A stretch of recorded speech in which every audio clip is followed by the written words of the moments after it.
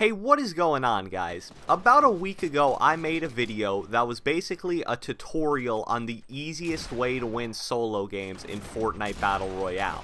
Now, I know a lot of people love to play solely for wins, especially in solos. Like I said in the video, they don't care if they get 3 kills or 30 kills, as long as they get the win, that's fine with them. And that's a playstyle that a lot of people like to play. But I got a lot of comments asking if I could do some sort of a follow-up video where I describe how to win solos while maintaining a high amount of kills. So that's the video idea I have for you guys today. I think it's going to be interesting. I've gotten a lot of 20 plus kill solo games, and my career high is 25, which was a record on console for a few weeks. So I think I'm really well qualified to talk about this topic, and let's get right into it. So the first thing that you're going to need to get down when going for high kill solo games is your landing spot. Now, I will suggest until the end of time, if you are truly looking for as many kills as possible in a solo game, you're going to have to go tilted. The hardest part about getting high kill solo games is honestly finding enough people to kill. So why would you not go tilted? Tilted, probably 95% of the games, is going to have the most people possible landing in a starting town. It's got really good loot. It's a central area to a lot of other points of interest on the map, which we'll get into later. So if you're going for the especially high kill games, I'm talking 15 to 25 in that range, I would definitely go tilted and not think twice about it. But I know some people just don't like tilted. You know, they think it's too stressful, the sound's all screwed up, there's just too much to worry about in such a small area. So if that's the case and you're looking for, you know, high-ish games but not super high, more in the 10 to 15 range, I would say areas like Dusty Divot, Retail Row, Pleasant Park, maybe Greasy Grove are also options if you're not looking for too high kill of solo games. You know, sometimes, I'm not going to lie to you, I go Greasy or Pleasant and we'll only see like one person. So that's obviously not good. But there are other times you could get anywhere from 5 to 7. So I would suggest definitely going tilted. But if you really don't want to for whatever reason, those other 4 places I suggested should be good enough to where you can still get double-digit kills in a solo game. The first piece of actual advice I'm going to give you guys in this video today is the idea of not over looting or over farming when going for high kill solo games.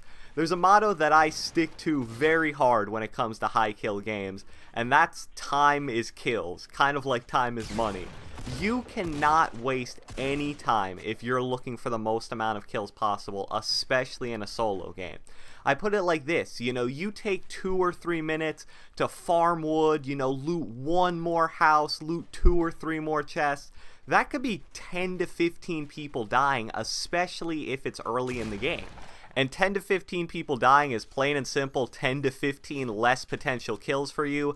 Obviously, you're probably not going to get anywhere near all of them, but it has trickle-down effects that will, in the end, definitely really impact the amount of kills that you can potentially get in a solo. So only loot and farm for materials to what you believe is the bare minimum that you need to win maybe 2 or 3 fights. You know, as long as I have an AR, 2 shotguns, a decent amount of shield, maybe a med kit or band-aids, I'm leaving the town. I'm not going to spend minutes trying to upgrade my white AR or trying to upgrade my green pump or my white tac. And I'll leave sometimes with as few as 300 or 400 materials. Because another motto I like to stick to when going for high kill games is that the best ways to get loot is by killing people. Humans are the best chests. You can kill a guy and get 700 materials just like that, which is about 5 minutes saved of material farming. You could get scars, better color pumps, and tac shotguns, shields, anything you would ever need.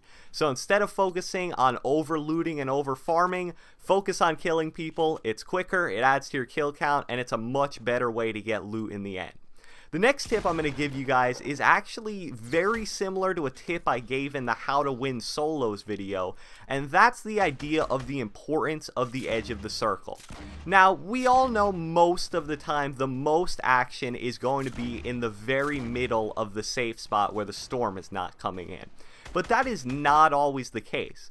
Obviously, if there's like a town or a big mountain near the middle, that's where people are going to flock to, and that's where you're going to want to check for people and potential kills. But if it's an area or a circle that's really a bunch of nothing, which happens all the time, you know, maybe a few houses, maybe a small mountain, you're most likely going to see the majority of people flocking to the edge of the circle, because most people play Fortnite for wins, and as I said in the video, the best way to not die and ultimately give yourself the best chance to win is to camp that edge of the circle. So that's how you're going to have to find people. You're going to have to go after those people sitting in 1x1s at the edge of the circle. And the good thing about that is those guys are the people that build up a lot of materials for you, have really good loot, identify themselves with buildings, and most importantly, they're probably going to be pretty easy to kill because the great players are going to be going for high kills, while the decent to just pretty good players are going to be really playing their life, playing passive, and sitting at the edge of the storm. So if you can't find people in the middle, there's no point of interest in the middle of the circle. Go straight to the edge, and that's probably where you'll find the most people. The fourth tip I have for you guys in this video today is a very important one, and it's one that you're really going to have to understand to get high kill solo games. It's the idea of getting through fights quickly and confirming kills quickly, but also valuing your life and not playing stupid. You don't want to be either one of the extremes when it comes to this. You don't want to be a guy who sits on a head glitch for 4 minutes because you see someone camping in a house and you're going to wait there no matter how long it takes for him to get out to confirm that kill without risking a death.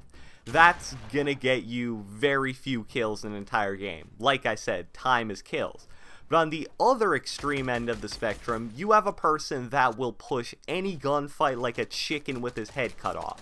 You'll probably get a lot of quick kills this way, but you're also going to get a lot of quick deaths, and obviously you can't add to your kill count if you're dead. I usually see these as the type of people that clear out Tilted right away, have 5 or 6 kills before 20 people are dead in the game, but just always seem to struggle with dying at that 50 or 60 people left alive mark because they keep playing reckless and they get built on and out high grounded and pumped to the face or AR down to their death.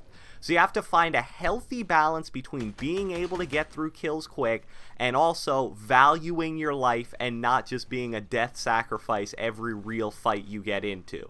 It's something that's going to take a while of playing, especially solos going for high kills, because it's not something you're just going to be able to pick up from a video or pick up after 1 or 2 games. You got to get out there, get in certain situations, gauge when you should play a little more passive versus a little more aggressive, and you'll figure it out after you play enough games. The final quick tip I want to go over in this video today is the Launchpad, probably the most important tool when it comes to getting high kill solo games. When it comes to getting high kill solo games, there are 2 ways you should be using a Launchpad, and 1 way you should definitely not be using a Launchpad. The way you should not be using it is to get away from the storm and get into the new circle. Obviously, that's viable in certain situations when it's either life or death, but that is a waste of a Launchpad because it will not end up getting any kills. You should just rotate early, get ahead of the storm so you don't have to waste your Launchpad that way. The way you should be using the Launchpad, you have 2 options. One is the one you'll probably see in this video at some point, where I just build about 10 to 15 ramps high, use the Launchpad, and try to find an easy unsuspecting target to basically dive bomb on and kill. And the second way to use a Launchpad, and probably the more effective way, is to set it up in a central point that you'll be able to visit multiple times and get multiple uses out of a single Launchpad. A great example is Tilted. Like I said, it's near so many different points of interest that you can place it on top of one of the tall buildings, use it to go to an area like Loot Lake or Dusty Divot, then return back to Tilted and use it to go to a different area in the opposite direction. You can get 3 or 4 use out of that Launchpad and it will cut your travel time down so much. It's like probably 10 times faster than walking from Tilted to something like Loot Lake or Dusty. And like I've stated many times in this video, if you don't get anything else from it, time is kills. So something like the Launchpad, which like I said cuts your travel time down tenfold, is so important. You're gonna need to learn how to use it, and you're gonna need to make it your best friend if you want to consistently get high kill solo games. So I hope you guys enjoyed the video, hope you guys learned a lot from it. Leave a like, leave a comment, do whatever the heck you want, and I will catch you guys next time.